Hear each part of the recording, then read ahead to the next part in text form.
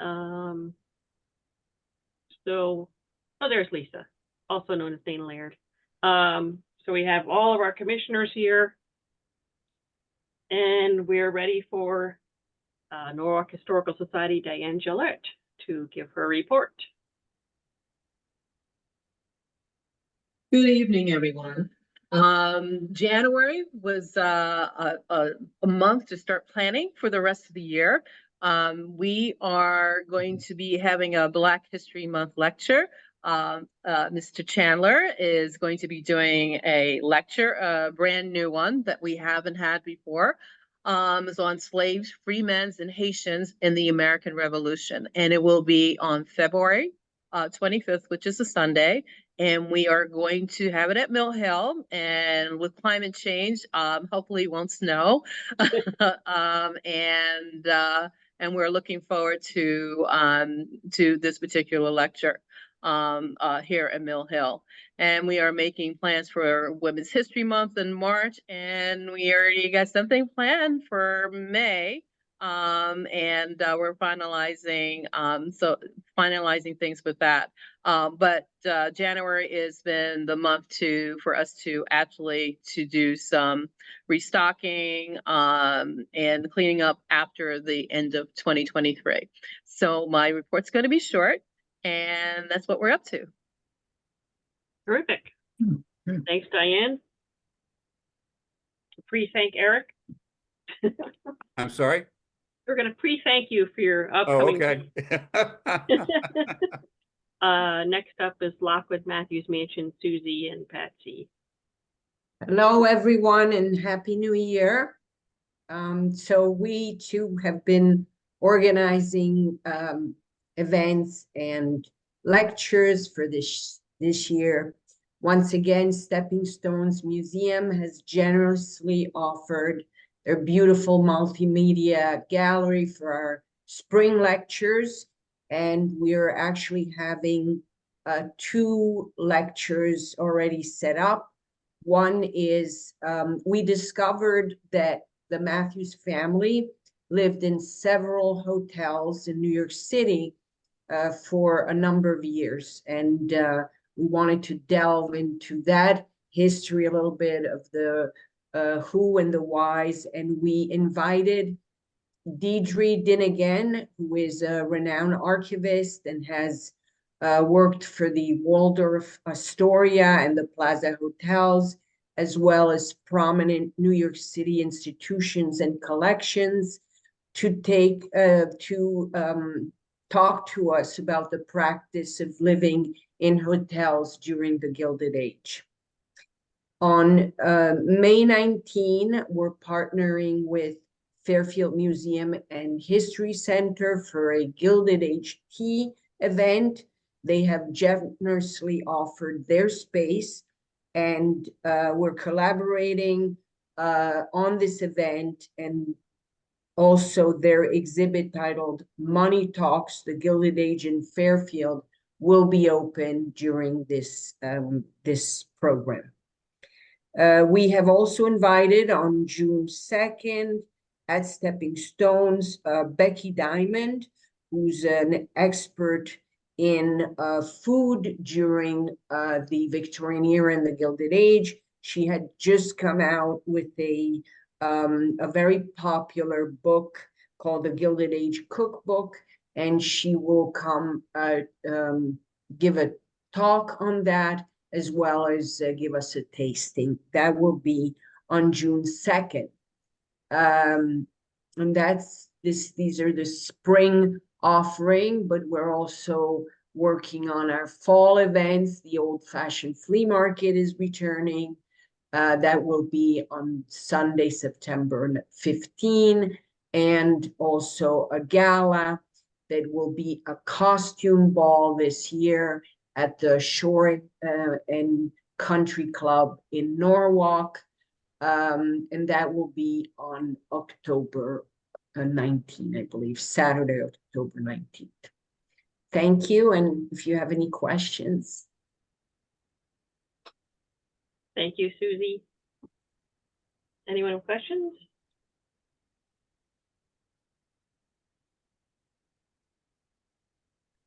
Bet Patsy wants to say something.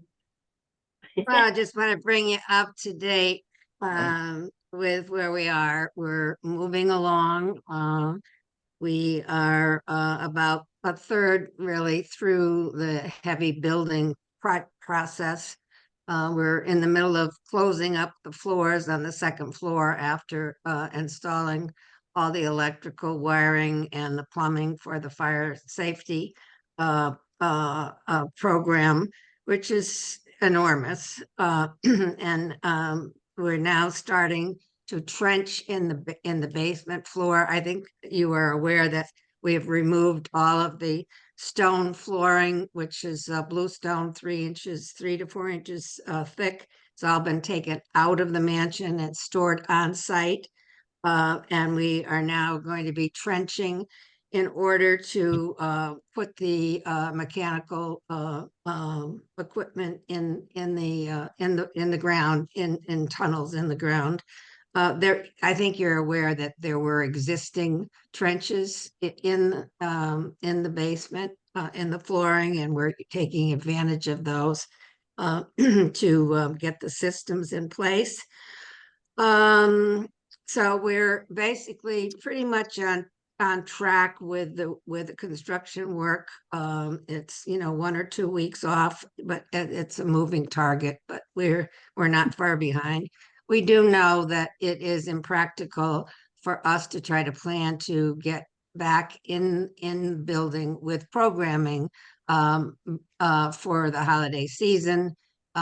It's going to take us, once the construction is done, it's going to take us a couple of months to move back in, because we have to have all of the furniture that's stored in Long Island brought to the site and uncrated and cleaned and put back in place. And it's an enormous amount of work. And then, of course, also moving the office component of it. We have rented that space that we're in on Strawberry Hill through April of 2025. So that is going to give us the ability to move in stages, and that's going to be very advantageous for us. We are in the middle of presenting the needs for the capital budget, and we've requested $3 million in order to do the ad alternates that we had pulled out of the base project in order to fit into the city's capital budget plan. So we're moving forward with that, and it's within the economic development budget and under your purview also to some extent. So that's crucial to us, because we've totally gutted the kitchen in order to get the mechanical upgrades in the kitchen. And if we don't get these this money, these kind of things that we'd had to disrupt will not be put back in a functioning way, so that it's not just the kitchen, it's everything else. The staff quarters, the entrance, and all the rest of it. We do have a separate project going on, I think you're aware of, that is restoring the front doors, which is a different grant under the State Preservation Trust. It's a matching grant of $150,000, and one of our trustees has made the match. And we are, it's all designed, and actually the last couple of days we had bidders. We're out to bid on the project, and we're very excited about that, because it's going to be a very visual, really new restoration. It's not part of the big project. It's a separate project, but we're timing it to have the front doors restored for the opening, when we do open to the public early next year. It's very exciting. I don't know if you happen to notice that in the Norwalk Hour a few days ago, there was a story about the state capitol. If you didn't see it, and you can pull it up, it was very interesting. the state capitol is 10 years older than our building. But both the Capitol and Lockwood Matthews were designated National Historic Landmarks in 1971 at the same time. So that's pretty significant. And I didn't know that fact, and I just learned it, and I was impressed with that. It just highlights and explains why our mansion is so important. And the story was basically an update on where they are with their project for repairing their ley lights and their skylights. And of course, we at the mansion have similar construction. It is, we're not doing any repair to that right now because it's not necessary, but I think it's would be of interest to you people. And if you haven't found the article, I can copy it and get it to you somehow. So that's about where we are. I don't know if anybody has any questions. I just like to add to what Patsy said regarding the $3 million request, because we've been trying to make sure that the city understands while they make these decisions that the $3 million add alternates, that's not a standalone price for those projects. That's based on the fact that we already have the protection in place. We already have everything moved out. You know, we have a contractor in place who's managing. You know, we have all this infrastructure around implementing those $3 million of projects. So we haven't done a standalone estimate. So if we don't get the $3 million, my concern is that to then do these projects, you know, if we get the money next year, after we've completed the project, taken everything out, it's going to be $5 or $6 million. So the price goes up substantially. You know, if we don't get the funding to do this year, and we know it's a tough capital year, but that's just the reality of it and the way this project is. So it's a more than a $3 million decision. It's not just deferring it to next year. Next year the price tag will be double. You know, so But I just want to make sure also- everybody understands Yeah. this. And in addition, it was always planned as part of this project. It's not a new concept. We just had to pull it out in order to fit into the city's budget, but not just money, but what it means is the business and the openness and the ability for Susie and our staff and our board to have the building open and functional. Every time we have a small project of $500,000 or whatever, we have to close. And that totally disrupts everything that we can plan and offer to the public and really use the building. So it has financial impact and it has, you know, program impact as well. Okay, great. And do we need to do anything, or have we already done paperwork for that from our end? For that, David? Yes, I've done all the budget stuff. I'll give you an update on that when we get to financials. Okay. Patsy, I just had one question about the doors. Yeah. What are missing design elements? Will those be replaced? Yes, Okay. that's what the bidders came in, and you know, a lot of it is metal. And so it's reproducing the metal, but there are two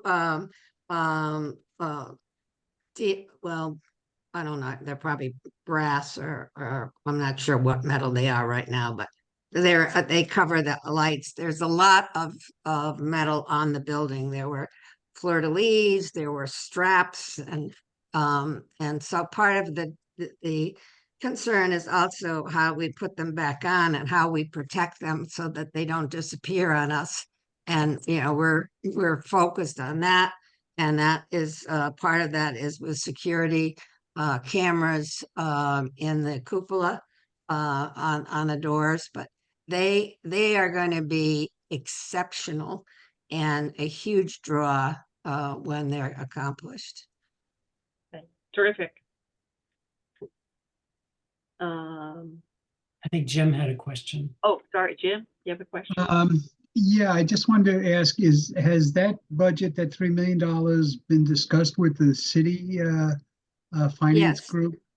Well, Yes, we met, the first step was planning and zoning a week or so ago, and David and I both went to that meeting on a Friday Okay. morning, I think it was. Yeah, and with Jessica Vonacek, it's in her Yeah. total budget. But we need to talk to additional people. Yeah. To The, make uh, sure the- everybody knows, yeah. The budget manager hasn't spoken to you yet. The financial guys have not gone over that yet.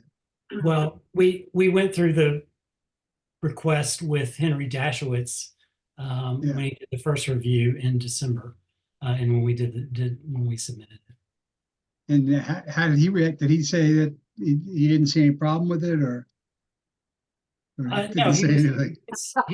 he was fine. I mean, he was leaving. What did he care? Yeah, that's why. No, I think we know it's a challenge. So just to jump in a little bit into the financials, Jessica Vonacek called me last week after the meeting we had with planning and zoning and said that the departments had all been instructed to reduce their capital requests by 40%. The city had all the requests added up to 85 million, and they only have capacity to do 45 million, which is actually way more than I thought was available, but I don't really know these things. So Jessica had reworked her budget, and is keeping the $3 million in and Okay. found other ways to reduce. She did cut everything else we had requested from the Historical Commission to zero. I begged and pleaded. We had requested 225,000 for the to move the interior finishing of the Smith Street Jail project along. I begged her to put $75,000 back in, which she did. So that She did not. She did put it back in, the Oh, okay. 75,000, not 225.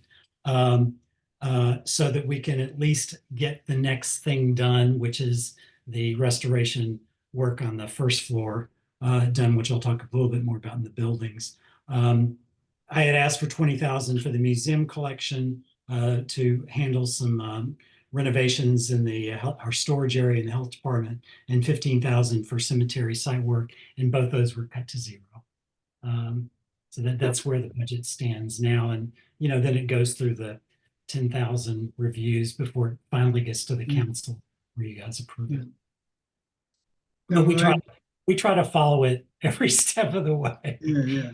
So Yeah. No, because I And we know are that. gonna have to pay real attention. yeah. Yeah, and I just, if you were having trouble with that, I could possibly talk to the guys or Jessica or the guys in finance too, and see if there's any wiggle room someplace. We will definitely call on you, because I know we'll get to a point where we'll need that intervention. Jessica's completely on board. She's very supportive. All right, So, good. but I know Yeah. as just from experience as the process goes, we'll have to. Yeah, it's good to have an advocate there for you when they're talking about it. Yeah. Absolutely. And yeah, and I am putting together pictures. I showed you a couple of months ago where we are, but I think that is going to be really crucial to show the decision makers, because the building is like a factory right now inside. It's just amazing, and it's very hard for anybody to envision what is actually going on there. It's huge. And so, the aftermath is going to leave us raw, and we've got to finish off the project. And otherwise, it's not going to be what we planned in the beginning. Yeah. So I'll get in touch with you and figure out a way to share all that information with you, Jim. That's okay? Yeah, it's fine. I think that there's two places you want to go. Well, you talk to the common council, but then the BET, when they review your budget, it's a good idea to get as many people as you can to go to that meeting and ask Mhm. questions. Or support. Yeah. Yeah. Okay. Okay. Thank you. So I'll be in touch with you this week, okay? Sure. Okay, thank you. Okay, great. Thanks for those updates Next up is reports. First is buildings. So yeah, I have several things to report. We have a significant mold problem in the Gate Lodge in Matthews Park. It's been facilities management has taken over the management of that building and the other buildings in the park, but I'm working closely with them, and we're figuring out what to do and managing the budget. The upshot, they've tested and everything, and they've got a cleanup plan in place, but the root cause seems to be the ongoing off and on leaks we have with the around the chimney and the roof in general. So we're doing some short-term fixes. We're going to do some repointing of the big chimney and some sealing of that, but don't necessarily have money specifically set aside. I'm probably going to be moving around some money for some categories in the expense budget to cover some of the cost, and looking hard at our rapidly depleting capital budget to cover. We're going to have to replace the roof. I've asked them to try and just repair it for now. And when we did our first pass through with Henry Dashowitz on the expense budget, I had originally had this in the capital budget, $35,000 for a new roof. And he told me to put it in the expense budget. So we have increased the commission's expense budget for that one-time expense to get that done. So we'll keep you posted on that. But like I said, facilities is in charge, and they're going through and figuring out how to clean it up and stay on top of it. The jail, finally have a little movement there. We've closed out the contract with the contractor for the last phase of the exterior work.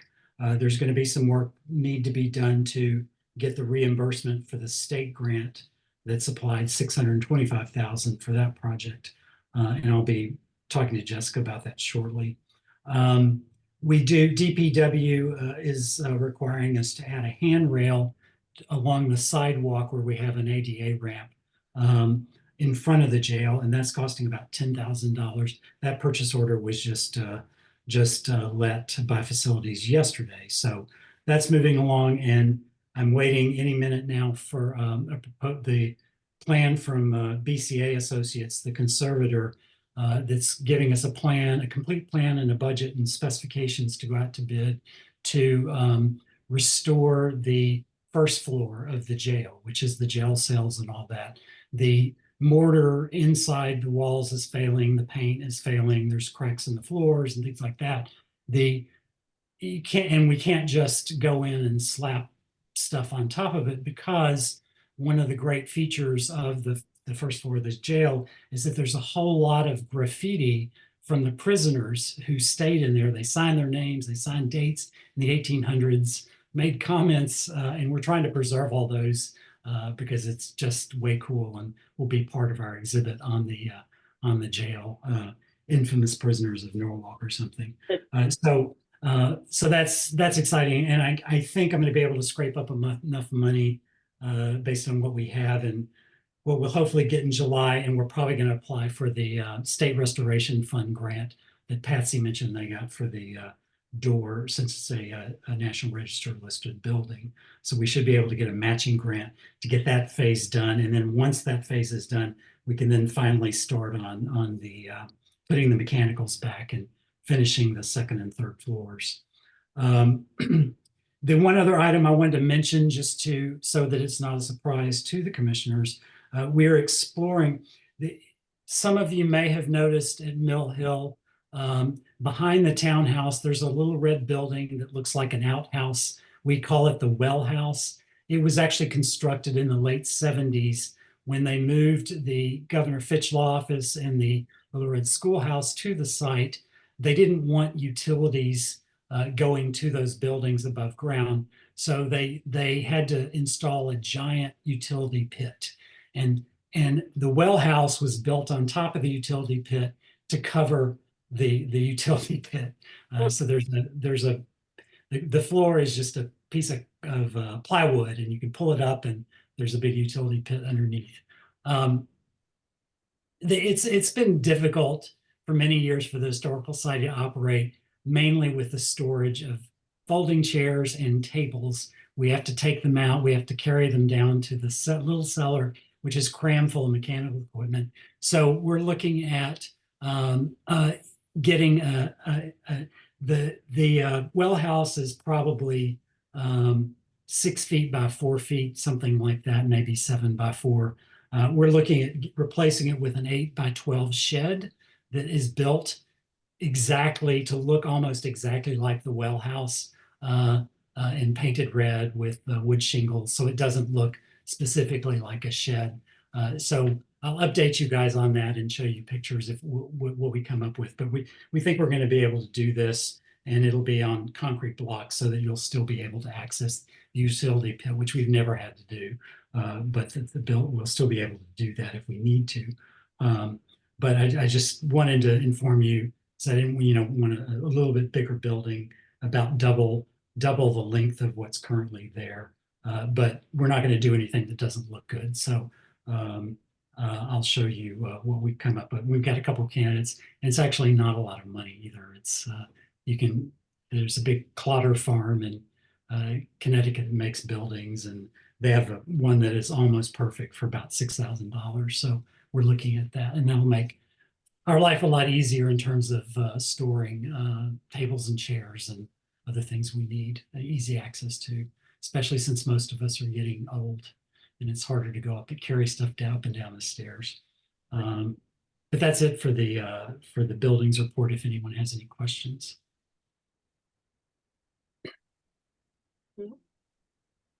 Thanks for that. Anything on cemeteries? This is kind of mud season now. So, Yep. Oh, did Tulip Tree, or who did the last mowing at Pine Island? The mowing is all done by Parks and Recs now. Okay, because it was We used all, to mow it, but we finally made them do it. yeah, 'cause it's all kind of, a lot of, the leaves are blowing into that area, kind of at, well, I'd say Love Lane, where the Bowtons are. So that's a kind of a problem, but we'll worry about that later. Yeah. Financials is next.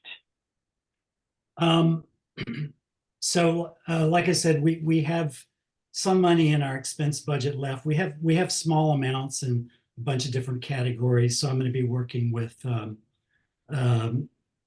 Maritza to move some of those funds into the buildings account so that we can pay for a lot of the stuff that's going on at the Gate Lodge. I think I already covered the capital submission for the next year's budget. We did increase the Historical Commission expense budget. I mentioned the $35,000 for the Gate Lodge roof, so that's a one-time increase. The Lockwood Matthews Mansion also requested a $100,000 increase in their grants and donations because they have lost so much revenue from not being able to operate in the mansion.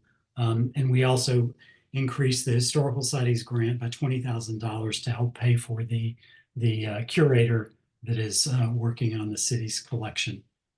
So those are the only significant changes. The rest, I think, is just minor cost of living adjustments on the financials.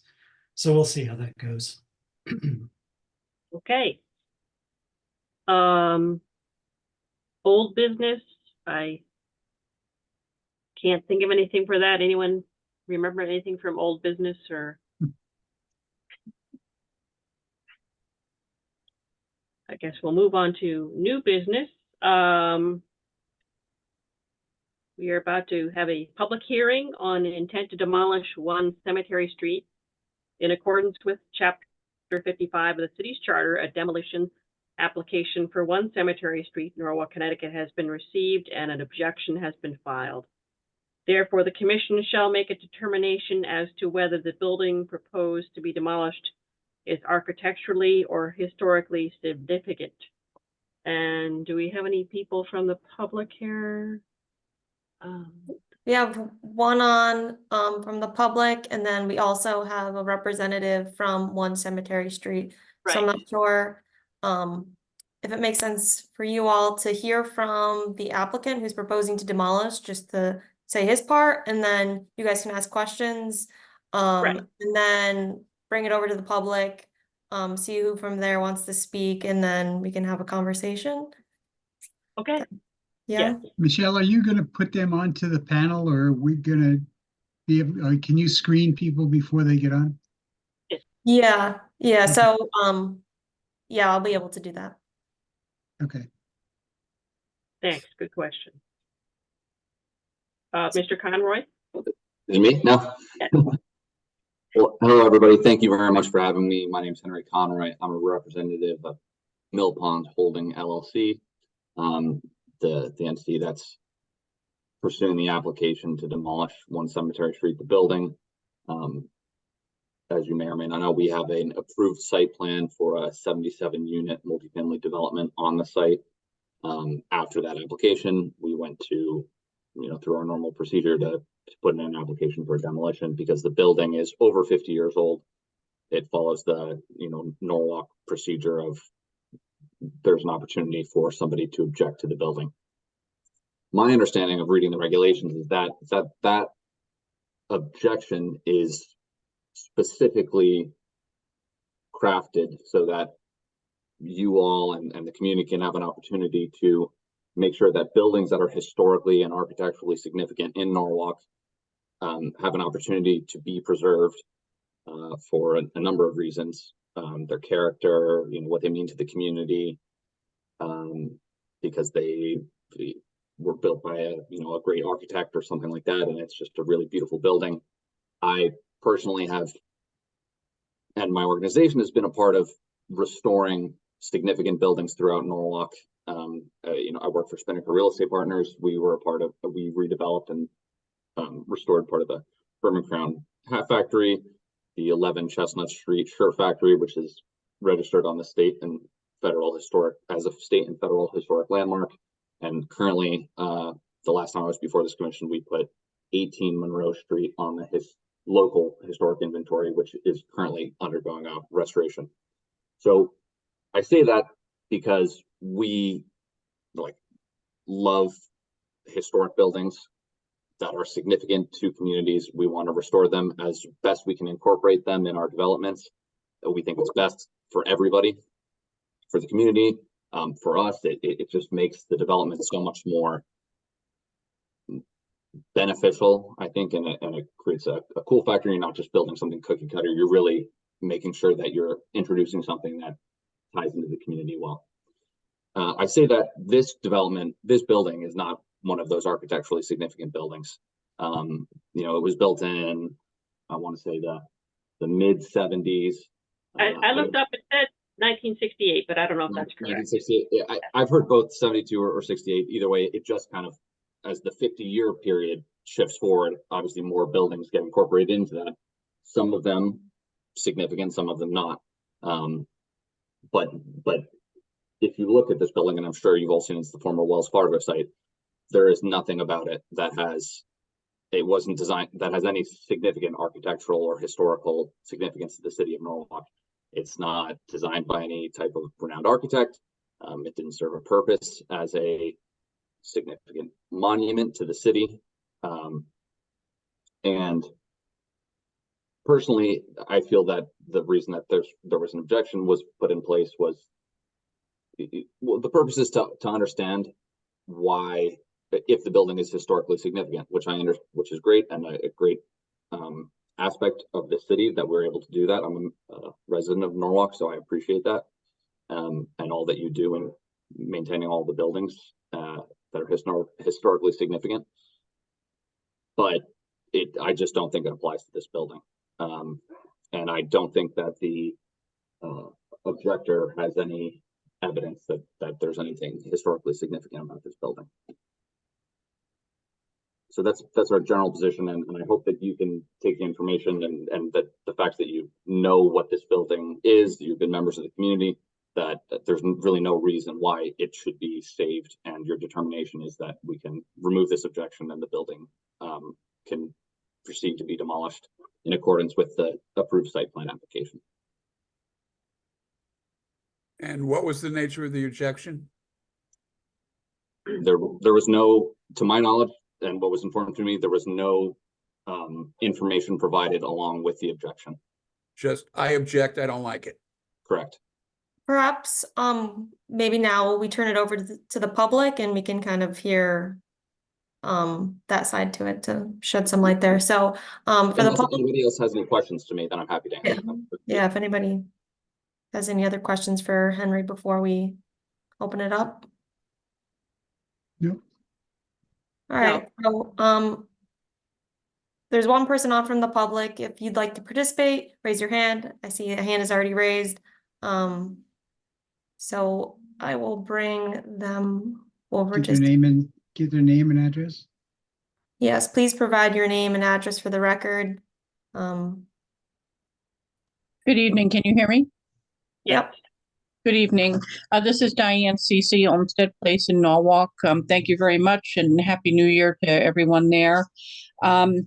First of all, I want to say that it is perhaps of all the processes in Norwalk that can be confusing, this one may be one of the most confusing in terms of not just the intent of the ordinance, but actually how the process for the ordinance is supposed to work. And I am extremely pleased that having filed this one and also a similar one actually for 11 Marvin, I think there was much confusion around that one as well, that Michelle and I'm sorry, I can never say your last name, so I apologize for calling you by your first name, but that Michelle has already communicated with me that this is going to prompt a review of the ordinance itself in terms of the purpose and also the process that should be followed.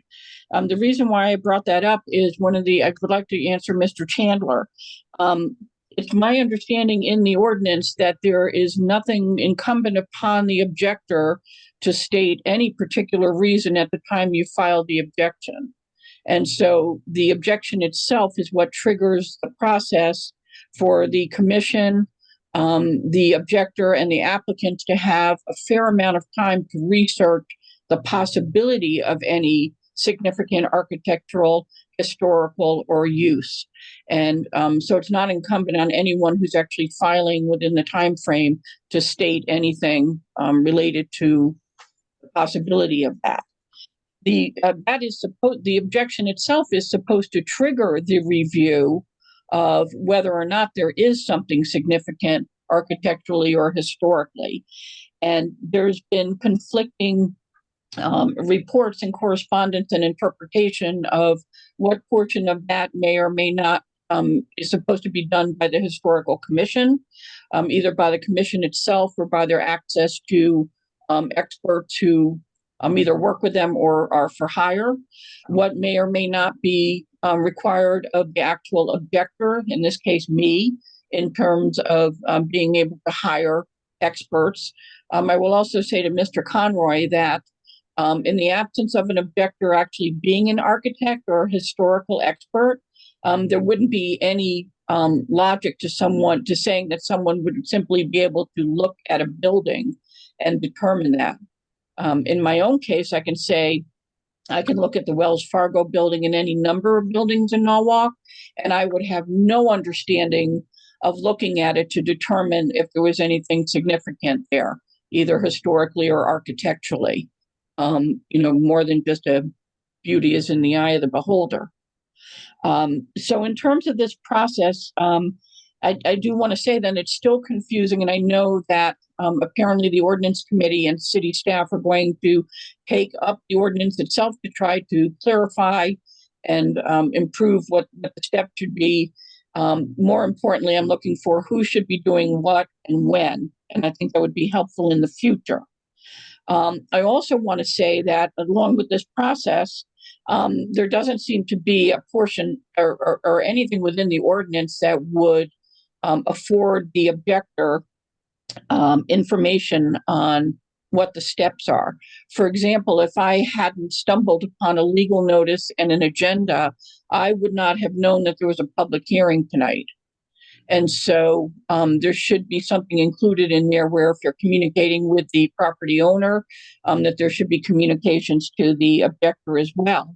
I don't think it should be left to the public to be searching agendas and local newspaper, size 2 font legal notices. And I think also that when there's communication to the actual applicant of the demolition, anything between the communication and them, that the objector should automatically be covered or copied on that as well.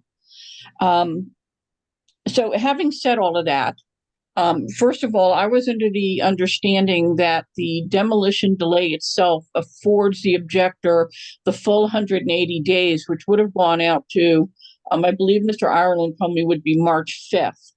I hadn't understood from the ordinance that at any time during that period, the applicant could actually file a request then to have a public hearing, which would then significantly change that time frame.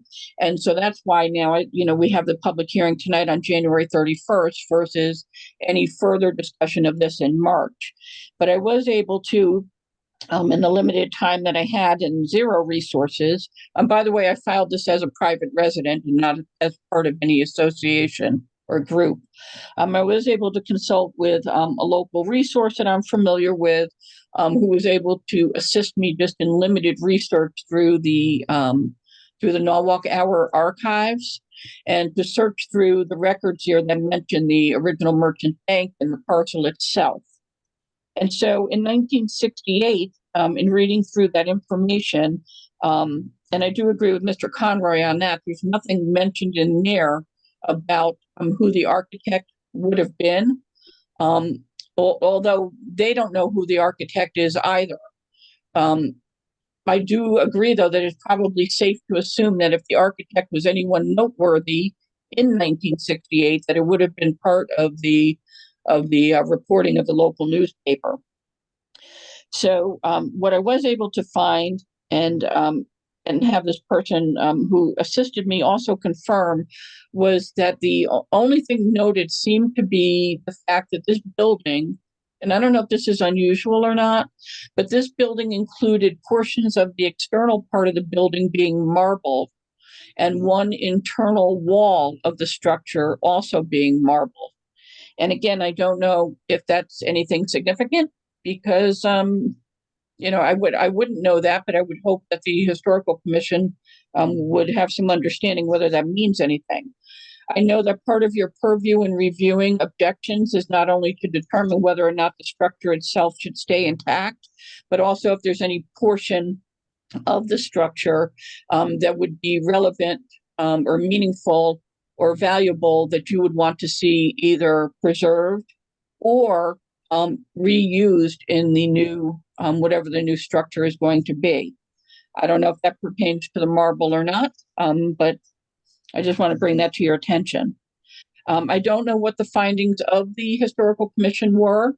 I understood from Michelle that as a portion of this process that the commission is charged with doing some research of their own, but I don't know that that's clear.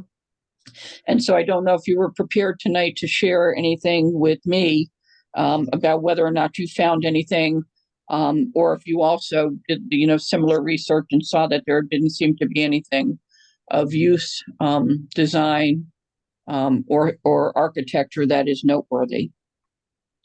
So having said all that, I'll just close in saying two things. One, I'm glad that if nothing else comes of this, I'm glad that it's prompted a conversation about the fact that this ordinance needs to kind of have a little look-see and see if it can be better defined and clarified as to who does what and when and the purpose of it. As I stated to Mr. Conroy in a private communication, it was not my intent to impede anyone's development.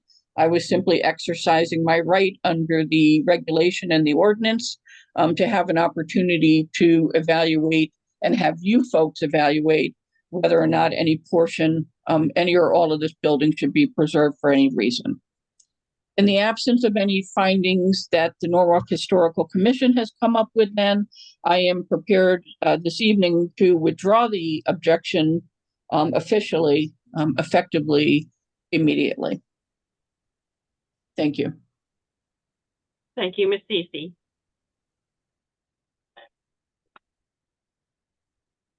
Okay, Commission, what is our feelings on Are there this? anybody else that has to speak? Was it just her? Just the one. Yes. Then we should close it.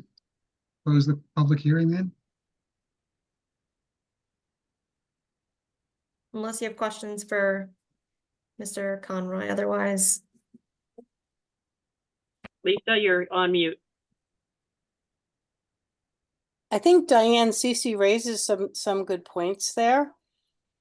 I think that also what might be missing from our review is the essence of the place, and maybe not necessarily the exact structure itself, but it might be also the place, the land, the water, the surroundings, and that significance, be it Native American, mill, whatever. I'm kind of talking in general, but that might be something that we want to build into a review, not just the building itself. If it's like a 1970s building that doesn't seem to have much significance, but there might be some other aspects of the land and the property. Right. Just Lisa. to clarify that my application is only related to the the application is only in for the demolition of the building. So I'll just make that clarification. Right. If you don't have any other questions for me, I'll happily sign off. And I will add to Diane Cece that it is a bit of a confusing process about exactly, who is supposed to do what and what is responsible for what. So anybody looking at that to make it a little bit more streamlined, I think is great, because as I said, I'm a huge supporter of this commission and its ability to help preserve significant buildings in Norwalk. All right, thank you, Mr. Conroy. So I have a question. Yeah. I have a question, is the way I read the ordinance is that it indeed is not very specific as to, it doesn't specifically say that we on the commission have to come up with reasons why we should let it be demolished or not demolished. It kind of leaves that open. But it does kind of beg the question is that if somebody is going to object to the proclamation, to the application, then what is the basis for their objection? I mean, if nobody on the commission has objected to it, and we get one person that objects to it and doesn't give us, she didn't give us any specific reasons why we should not tear it down. It seems like we're looking for a problem, that's not there. And I understand what Lisa's saying, that, perhaps it was, similar to what we did with the football field by the old Norwalk High School. Is it an Indian burial ground? Is it the Alms house that was there? Or, I don't know what it is, and we probably should have been aware of that a long time ago, if anybody's going to object to it. So I don't have any reason why we would not let the applicant go along with this, unless I'm the new guy on the block. I'm looking to the rest of you to give me some feedback. What I look at here when I read the ordinance, and if I put myself in the position of a contractor that wants to move along, and I think I said this the last time when we were talking about the house on Marvin Beach Road. Why are we holding somebody up if we don't have an answer for them.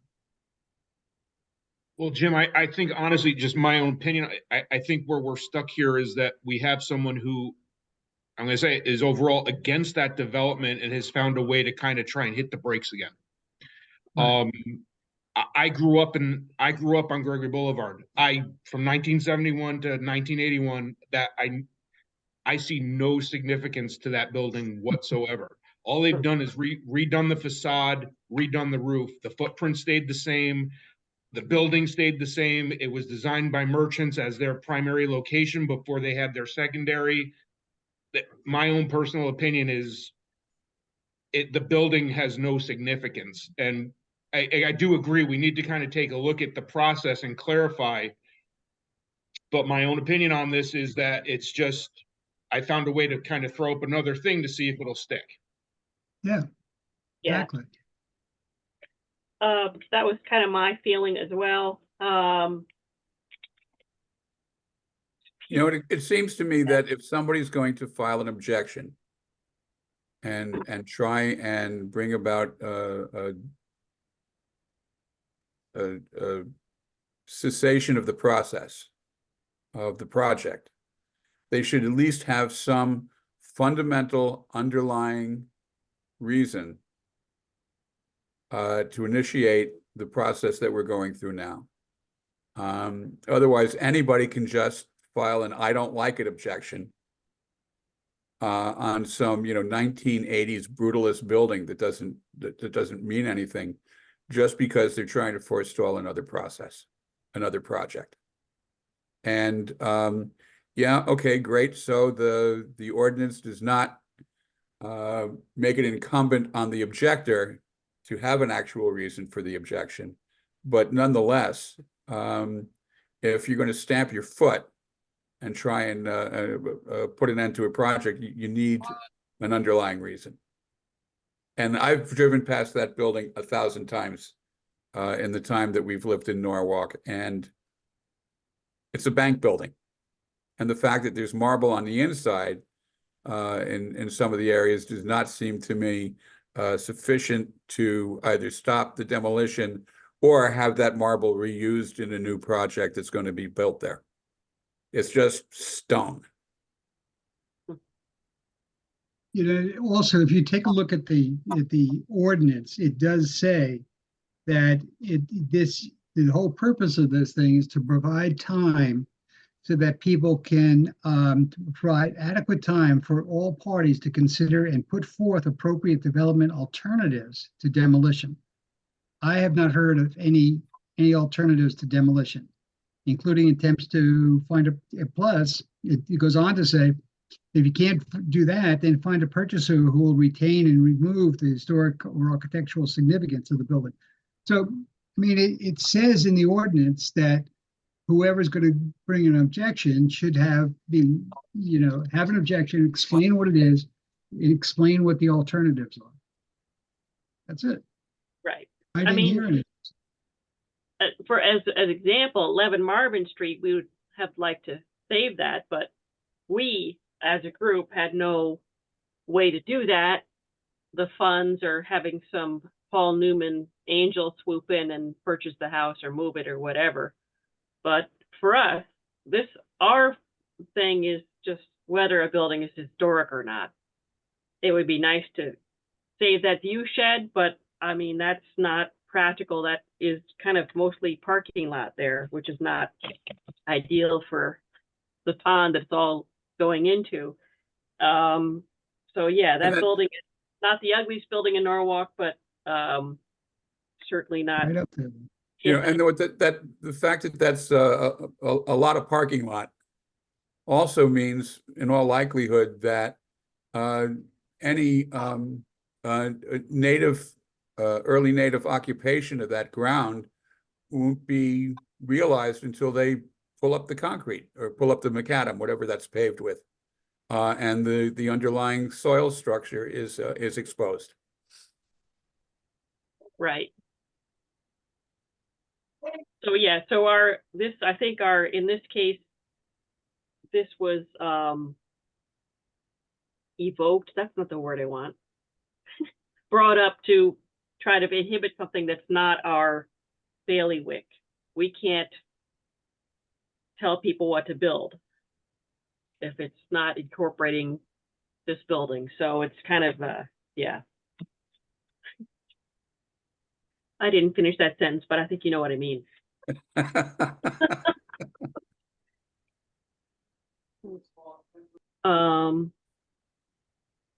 Lisa is right about one thing. Only one thing in her entire life. Oh, come on. That some of this process does need to be codified a little Right. more solidly. As far as who needs to take what steps. You know, as far as an objector is concerned, you know, the land records are open to anybody that Right. wants to review the history of the property. And I'm sure the building department maintains the plans, which would indicate if there was a significant architect.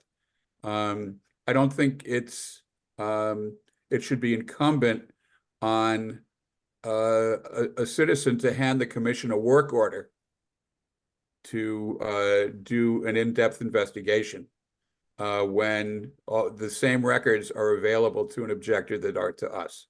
They should come with some documentation in hand.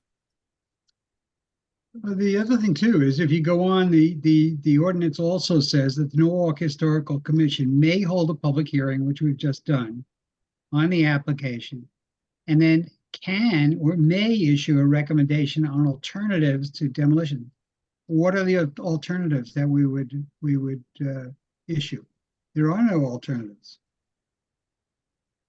We're not going to go out and find somebody else to buy it, to save it, make it a museum. Right, well, sometimes there might be somebody that might want to move the building to another place. Right. Yeah, there are, sometimes there's alternatives, to. Yeah, but nobody's demolish. recommended that though, Lisa. That's But my not in point. this case, but you Yeah, know, not- So but- I mean, it's up to, I think the way I read it is that we just had a public hearing.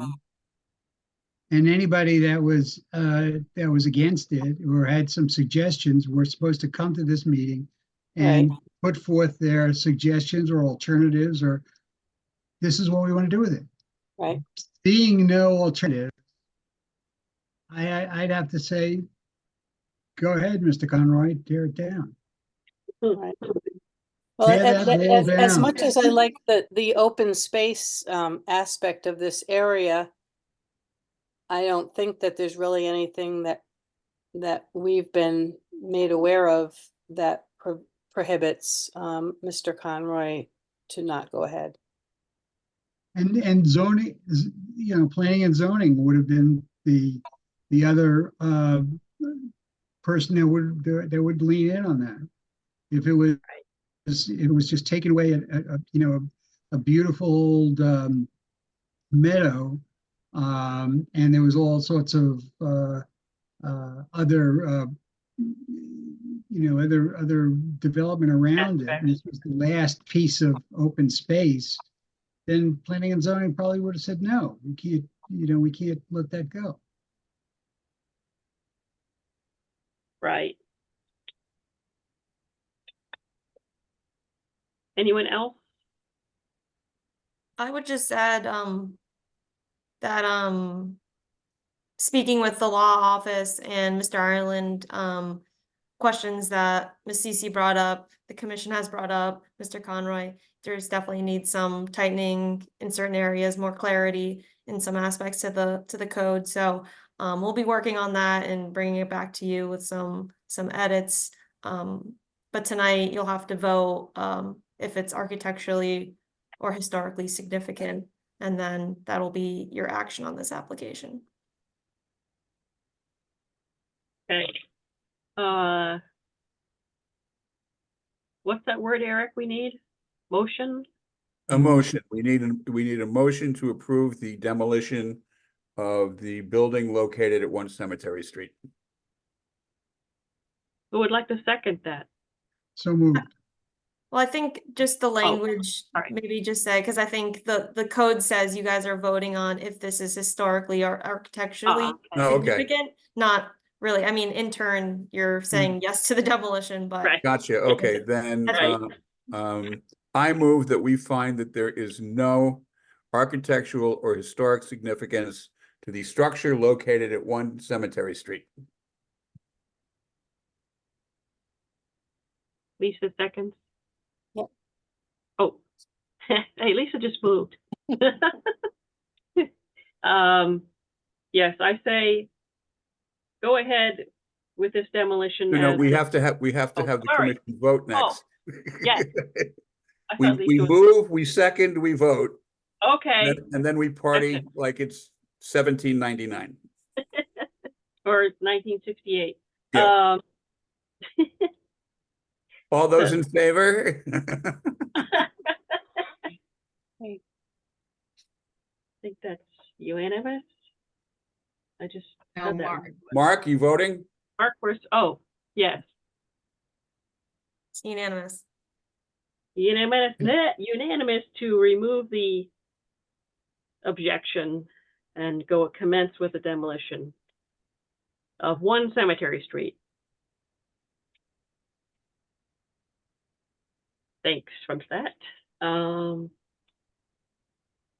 So that's that. Next new business is, I forgot all about this, elections of chairperson and secretary. We don't really have a position of secretary, do we? Just the vice chair, I think. Since our Well, we need to have We- a secretary position filled, whether that's the individual who takes the minutes or not. okay.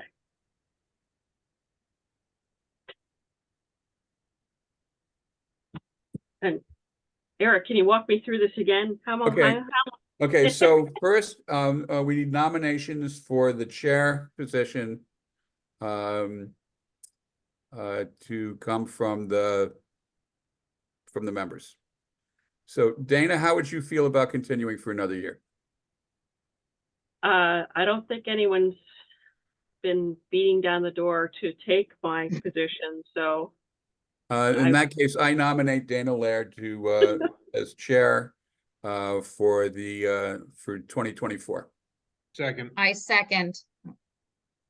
oh, And now we vote. Oh, no, wait a minute, hold on. We didn't close the nominations yet. Oh, right, okay, Yeah. sorry. So I'd like to nominate Eric. Eric will not do it. Thank you very much, but no, Okay, how about, how about as there's not an office, put a vice chair that you could help Dana with some of the, that I can do. okay. yes, he's 'Cause already I vice think- chair. Pardon? That would already be Eric, but yes, we'll just, the new Eric Chandler. Like to be vice chair. That's fine, because I think that, as Michelle has corrected us a couple times, that there is some protocol that we have to go through. Right. Particularly lately, I don't know if you guys had an opportunity to read some of that FOIA stuff that was there. So there is some strict things that we have to do. There's regular scheduled meetings, there's special meetings. You've got to get, and actually Michelle does this great because she takes care of all that back office stuff and keeps us all, keeps line. us honest. But for example, when you have a public meeting or a public hearing, what you have to do, and you notice that I said, they've got to give their name and their address. We should, before we even open it up for public comment, we should tell them that it's going to be only comments taken on the items on the agenda, that they can only speak for 3, 4, whatever number of minutes we say, and then we have to keep them to it. The CC was ready to go. She was well over her 3 minutes easily, but we have to tell everybody that beforehand. And I think, Eric, you probably know all of this stuff. And Well, I'm not really up on Robert's Rules of Order. It's more like Bob's. no, rules. it's just some, there is some protocols. If you look through Yeah. the FOIA stuff I'll do that. that was sent out, I mean, we should be governed by that because I somebody agree. will come back, some angry contractor who we've held up is going to come back and say, wait a minute, you guys didn't follow this, you didn't follow that. You didn't give me my 3 minutes to speak, whatever it is. It could be totally nonsensical. And if we have to provide all that information. Everything that we're saying right now is going to be recorded. It's recorded. It may not necessarily be in the minutes, but they can also, if somebody wanted to find out what we're talking about behind their back when they're not, like Conroy already left. Okay, let's drag him through the mud. I mean, if we did that, it would be recorded, and Yeah. he'd come back and find out what we said about him. We Good- should have all gotten good her points, Sharon. address too. She did say Olmsted Place. Yeah, Yeah. she said Olmsted. Say that, Okay, yeah. Yeah. okay, okay, then I didn't hear that. Thank Right. you. All good, excellent points, Jim. Yes. Jim acts like he doesn't know what's going on, but I think he's just pulling a Columbo on us. One more thing. I don't want to go to jail. That's all. All right, so as far as me being vice chair, that needs to be voted on now. I place a motion to vote Eric as vice chair. Through the chair, whoever's chairing the meeting, this is Sharon, the secretary. I don't believe you voted on Dana yet, or Yes, we did you did. not close? You did? Yes, it was unanimous, Sharon. Okay, thank you. I didn't actually raise my hand, but I don't really have a choice, do I? No, you don't. There, you raising don't my have to hand vote now. for yourself. You don't have to vote for yourself. Okay. Okay, got that clear. All right, so Eric, you're up. Yep. I'll second the motion. And Second now, amendment. Dana, we vote. All in favor of voting for Eric Chandler as vice chairman? Does Lisa I will have abstain humbly. So Lisa, are you raising Lisa's your got hand? it. Is Lisa raising her hand? We can't see it. She might be, but Lisa, Lisa, ooh, she just got in Florida. Maybe she has jet lag. Well, it's So still, Lisa- he's still approved anyway, because it's got. Yeah, the majority. okay, Me, and now we need Barry, to vote, Liz. to nominate and vote for secretary. Hmm. and what Who's not does the here? secretary do? What is that role? If we have, Distributes the Hey. minutes, really. Yeah, really, it's Well, Yeah, taking when I- minutes, but we have a service that does that, so it's really a position with no real responsibility. in Yeah, when this I looked at your ordinance for the commission, it only indicated having a chair and then any associated positions that could help. You can have other positions. So I think I Yeah. thought you guys had a chair and a secretary, but if you guys want to just do chair, vice chair, and Yeah. keep it at that, I think that makes total sense. fine. Yeah, that makes sense. All right. Thank you, Michelle. Okay. Next up, the approval of the December 20th, 2023 minutes. I have corrections, even though I wasn't at the meeting. Ah, Let's see.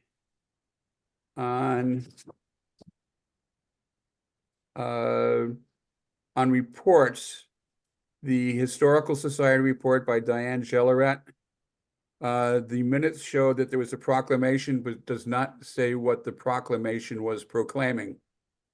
I think for purposes of the record, the nature of the proclamation should be included in the minutes. On page 2, under the 2024 calendar vote, the line under that, presented to the omission, it should be commission. commission. Moving down to approval of the November 15th minutes, Ms. Laird should be spelled correctly. ooh, how did I miss that? And moving down to adjournment. Mr. Bellardinelli's name needs to be correctly spelled. I don't believe the second letter is a W. I don't believe he thinks the second letter is a W either.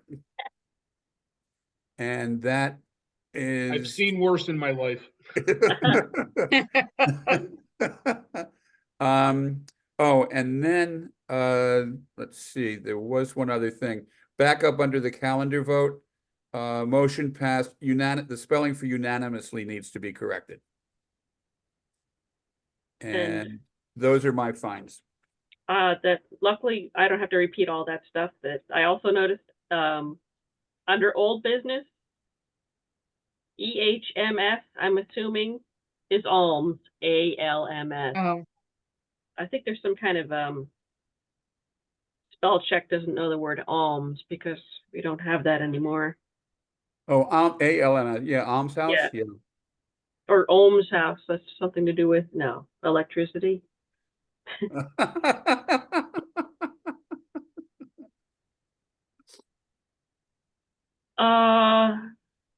Okay, I think we've covered everything. What's Eric's favorite part of the meeting? I move to adjourn. Do we vote on the minutes? Oh, yes, Oh, yeah, we do Yeah. have to vote on that. Okay. I move to approve the minutes as corrected. I abstain. see, Mark and And- Barry, And I abstain. seconded. Yeah. So Mark and Barry, moved, seconded that, second and third that. And all in favor of those So edits? it's only 3 people in favor, 4 people in favor, 2 abstentions. I think, yeah, okay, so that's that. And then, Well, I don't know if wondering- it technically what? passes, but I guess there's only 4 votes. I think you needed. is Oh, that- was Eric, We have a quorum, so it's just a simple majority of the quorum. Yeah. Okay, Right, Jim? cool. okay, so. I move to adjourn. So moved. Second. All in favor? No, I want to go on for another hour. No, just kidding. Look, we're done at 7:14, a 14-minute meeting. Oh, no, that's not it. Good. I look forward to next month's struggle to log on to Zoom. Can I have you try to get my new Connecticut sales and tax certificate renewed if you feel like I've been trying to do that for quite some time. You want to deal with them? No? Nope, I don't thank you. recommend it. All right, thank you everybody for your time. good night. Thank you. Hey, Yeah. thanks, And anybody everybody. who can make it to the talk at Mill Hill next month, I would be more than happy to see you guys there. Okay, Okay, great. good night. Okay, thanks a lot, Night. everybody. Good night.